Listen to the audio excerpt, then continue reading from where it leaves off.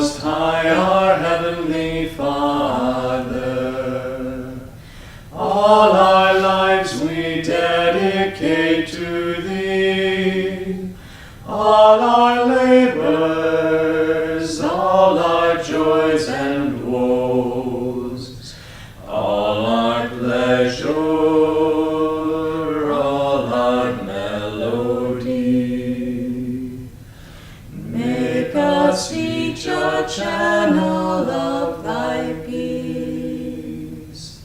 When in darkness, guide us from above.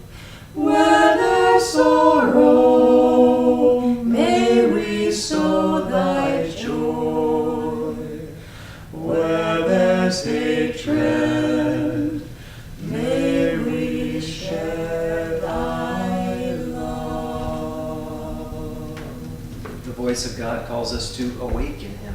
How will He find us when He comes? Awake and ready. And when He asks us to dedicate our lives ever more perfectly to Him, how will He find us? Awake and ready.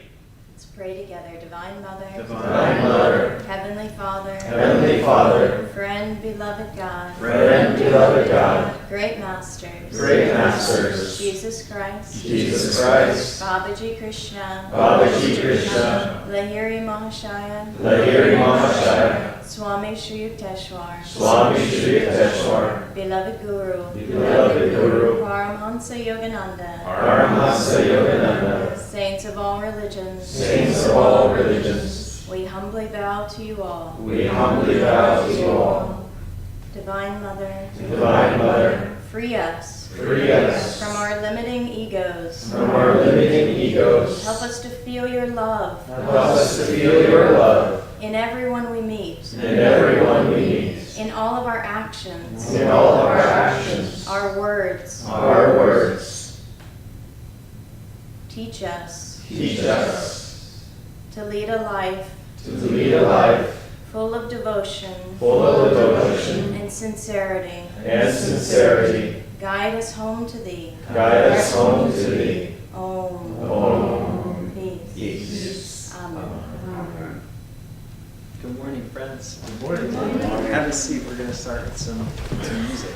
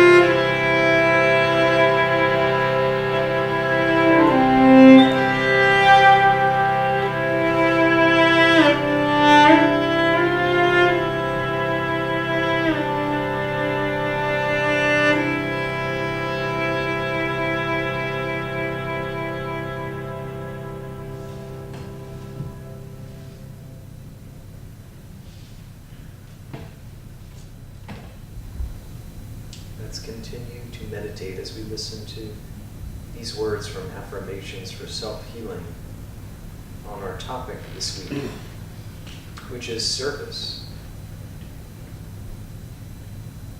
Service is ennobling. It is a way of offering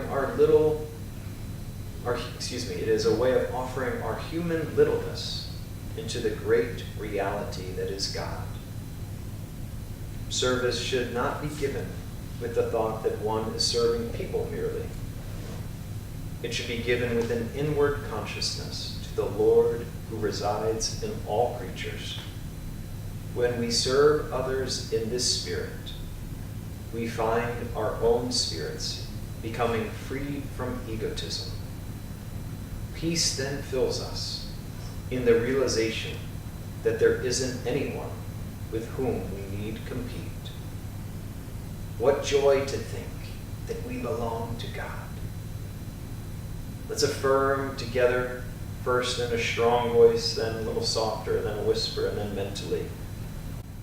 I will serve God through others. I will serve God through others. And by my service to Him. And by my service to Him. Release the hold the ego has on me. Release the hold the ego has on me. I am free in God. I am free in God. In God I am free. In God I am free. A little softer. I will serve God through others. I will serve God through others. And by my service to Him. And by my service to Him. Release the hold the ego has on me. Release the hold the ego has on me. I am free in God. I am free in God. In God I am free. In God I am free. Now in a whisper, but with increasing concentration. I will serve God through others. And by my service to Him. Release the hold the ego has on me. Release the hold the ego has on me. I am free in God. I am free in God. In God I am free. In God I am free. Now mentally, silently, but with deep concentration and self-offering at the point between the eyebrows. I will serve God through others. And by my service to Him, release the hold the ego has on me. I am free in God. In God, I am free. Pray silently with me. All that I do, Lord, I do for love of Thee. Accept the flowers of my service to Thee as I place them on Thy altar of omnipresence. Oh, peace. Peace. Good morning again, friends. Good morning. For those of you that know, I'm Narayan. This is my wife, Dharmadevi. Our joy to share Sunday service with you. Every week we share from Rays of the One Light. And these are parallel passages between the Bible and the Bhagavad Gita. And this week's topic is the secret of right action. Truth is one and eternal. Realize oneness with it in your deathless self within. The following commentary is based on the teachings of Paramahansa Yogananda. One of the most famous stories in the Gospels is that of Martha and Mary. Jesus, visiting the home of Martha, was teaching while her sister Mary sat at his feet, absorbing his divine love and wisdom. Martha, meanwhile, busied herself with serving her guests and was upset with Mary for not helping her. "Lord," she cried, "doesn't it matter to you that my sister has left me to do all this serving alone? Please ask her to help me." "Martha, Martha," Jesus answered, "thou art careful and troubled about many things, but one thing is needful. And Mary hath chosen that good part, which shall not be taken away from her." This story is classic, for Martha's complaint is very understandable. and not on the surface of it spiritually wrong. Jesus may well have told Mary to get up and help her. We don't really know that he didn't. We can consider it as he always was of others' needs. But the teaching here doesn't concern the obvious dilemma of devotees to work for God or to spend one's time in prayer. It concerns rather the attitude of mind. Jesus didn't tell Martha, "Martha, you are doing too much work."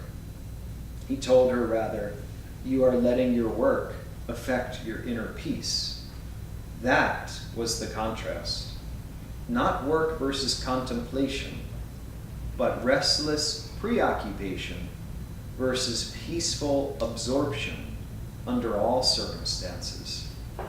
As it says in the Bhagavad Gita, the 2nd chapter, actions performed under the influence of desire are greatly inferior to those which are guided by wisdom.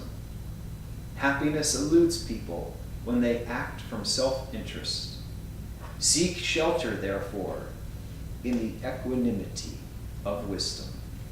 Thus, through Holy Scripture, God has spoken to mankind.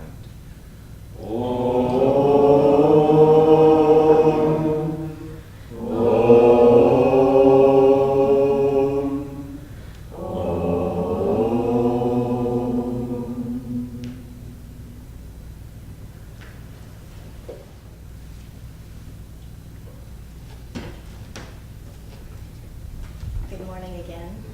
Good morning. I'm going to read to you from Whispers from Eternity. This is demand for quickening activity. Let the waves of thy power dance on the river of my activity. As thou art intelligently busy making atoms, flowers, universes, so teach me to be cheerfully busy always. Thou art ever busy, yet eternally smiling in joyous hearts. Bless me that I may wear thy unfading smile as I work in the factory of life.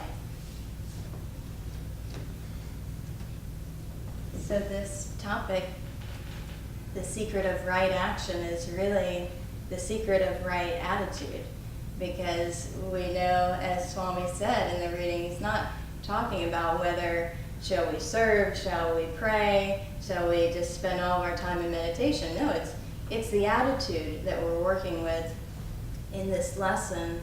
And it reminded me of a time it was when I was brand new on the path, and I was in Santa Monica, and Swami Ananda was visiting. And it was the first time he had been in Los Angeles, and it was a big deal for us. We were spending all this time preparing. Everybody was frazzled and running around doing sort of like we were doing last week, although I think things have calmed down a bit. At that point, it was 3 of us, and myself and the 2 leaders that were pretty much putting on the whole thing. And Swamiji stopped by our little temple, not too different from this place, and we were showing him around. And there was Swami traveled a lot of times with his entourage, we called it, and it was his cook and his nurse and a few other people that just would kind of trail along Swami wherever he went. Mm-hmm. And so he said, well, we're here at the temple, why don't we meditate? And okay, to meditate with Swami. So we all sat down and meditated, and at that point it was quite rare to meditate with Swamiji because of all of his health problems, and he just spent a lot of time on his own unless he was doing public lectures. So we were really happy to get to have that time with him. And as I was sitting to meditate, couldn't have been like 5 minutes, and this thought pops in my head: you forgot to get the toilet paper. I know, it was something important.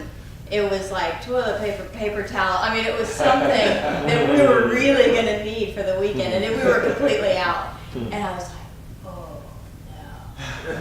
And so I'm going through my mind, okay, if I waited, I could, dash out, but then as soon as I wait and the meditation's over, one of the leaders is going to say, no, you stay and we'll go. And I was like, I can't let that happen. So I prayed about it. I was like, should I go or should I let one of them go? And the answer I got was, go, but go with the presence that you feel, the love and the calmness that you feel in the meditation. So I did, and I was chanting as I was driving to Costco, and and I felt great. And so then, like 10 minutes into my drive, I get a phone call. I know who it is. It's one of the spiritual directors, and he says, "What are you doing? Are you kidding me? You gave up the opportunity to meditate with Swami?" And I said, "I'm meditating with Swami. I still feel his presence." All right, never mind. You're good. So, but there was the little part of me that wanted to play the Martha, the martyr, like, oh, well, I guess I gotta go, 'cause if I don't go, who's gonna go? And woe is me, but it was like, no, this is a divine mission. I'm going to get toilet paper. And my God, in that feeling of it being a divine mission, it was. And it was very fruitful and beautiful. I think a lot of times what happens when we play the Martha, we feel anger, but we think, this is righteous anger. This is like how it's supposed to be. Somebody's got to get angry sometimes to get things done. And so we excuse ourselves in that way. But really, what happens when we're feeling anger is we're poisoning our bodies. We're poisoning our minds. Our whole system is flooded, not just on the physical level. We know about adrenaline, and it's like, whatever it does. I'm not a doctor, but I know it does some things that aren't that good. And you can just feel it in your body when you get a rush of that, anger. And in some ways it feels good, but in other ways it's like, ooh, I know that is not having a good effect on my body. And the same with our minds. I mean, even worse with our minds. It's a poison. And Yogananda said, avoid. Don't get angry. You're poisoning yourself. You're killing your spiritual life with anger. So Martha had that self-righteous indignation, right? She said, "Come on, Mary, what's going on? I'd like to be sitting there too." Well, if she wanted to sit there, she could have sat there. And it was that shift in her attitude that she said, somebody's got to do it. I guess it has to be me, rather than somebody has to do it. And I am grateful that my sister is getting to sit there and be at the feet of this great master, and I can be with him whatever I'm doing. And really, the blessings flow very strongly when we're serving the masters with that attitude. I remember, again, along the lines of the entourage, you could see some people when they were with Swamiji, they were taking in his consciousness. It was an active being. It was an absorption of that divine energy. It wasn't a taking kind of energy. It was just an absorption, and it was giving at the same time. And other people, you could see it was just sort of like, oh, Swami, and putting him up on this pedestal, and he would just get back to work. What do you do? What are these people doing? It was like a mooching kind of energy rather than, it didn't have a purpose. And that person would have been better served by acting, by serving, there were people that I know, talking to them, they said, I feel like Swamiji is my best friend, and I haven't had like 2 conversations with him. But they were serving master, and they were serving master through that ray of Ananda that Swamiji brought. And through that activity, they felt his blessings. They felt God's blessings through that channel. And just beautiful to see how it's just really all about our attitude. I think, that was when Swami said, Master told him, your life will be one of intense activity and meditation.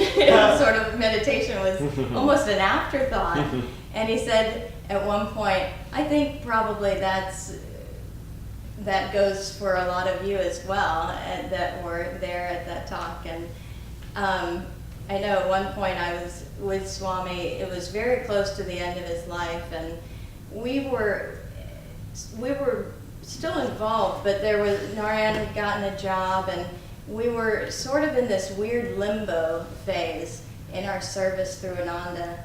And I said, do you mind if I go to India and hang out with Swami? And Narayan's like, no, go, please. And it was just like a rare opportunity where we weren't just day after day serving. So I said, I'm going to go. And so I went and I followed Swami around. I got to be the little gopi that was, trailing around with him. And I would plan to be there for 2 weeks, which is not a long time to be in India. You kind of get over jet lag after 4 or 5 days or something. So I had my 2 weeks planned, and then at some point, as it was going along, I thought, gosh, wouldn't it be nice to just have an extended period of time with Swami and just keep traveling around with him. And I talked to Narayan. He was super supportive, like, yeah, go for it, How often are you going to have this kind of opportunity? So I I got my answer pretty quickly when that thought popped in my head. And later on that day, I think I saw Miriam, it was Swamiji's nurse, and she said, I have to tell you, Swami saw you earlier, and he said, what is she still doing here? And I was like, what? And so I said, well, I still have at least another few days. And I see him again the next day. And he said, what are you doing here? You're supposed to be in LA. You're supposed to be helping the work there. And so I got it. And I didn't stay. I didn't even bring up the 3 months. But interestingly, after those three months, Swami left the body. And there was that part of my soul, I think, that knew, and it just wanted to have that little extra time before he left. But I'm so glad that I didn't, that I left. I came back, and that was really when Narayan and I moved into this role of leading the work here.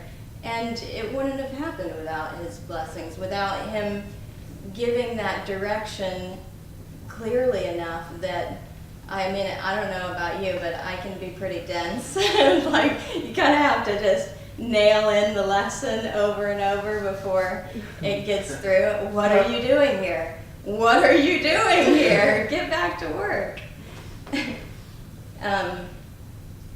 One way that we can gauge whether we're in this state of self-righteousness with the little s is we can feel in our hearts.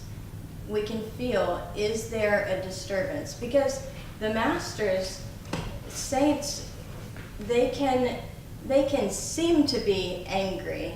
They can have a lot of power flowing through them. They can scold. They can do all these things that outwardly looks like to us, whoa, he's really upset. But inwardly, they're completely calm and completely free. So it doesn't matter, just keep in mind that it doesn't matter what anyone looks like to us outwardly. Oh, she looks so angry. Maybe she's not. What good does it do us to judge, but just to tune into our own heart?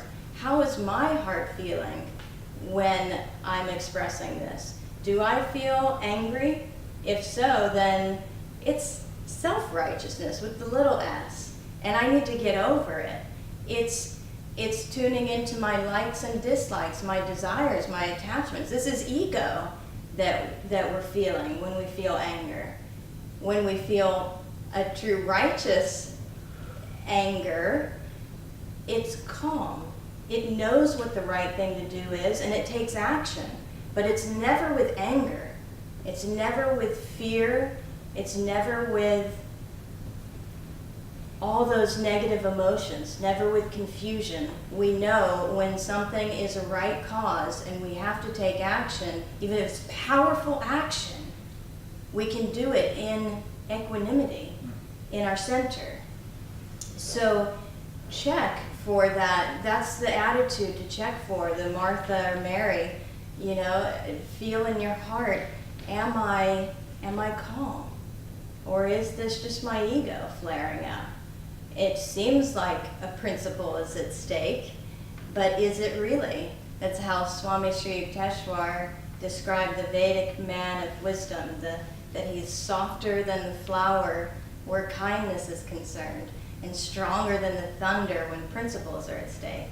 Well, is a principle really at stake? Or are we just getting mixed up in our own emotional baggage? And it's something that really, if we are, maybe action still does need to be taken, but we also need to come back to a place of centeredness, inner peace.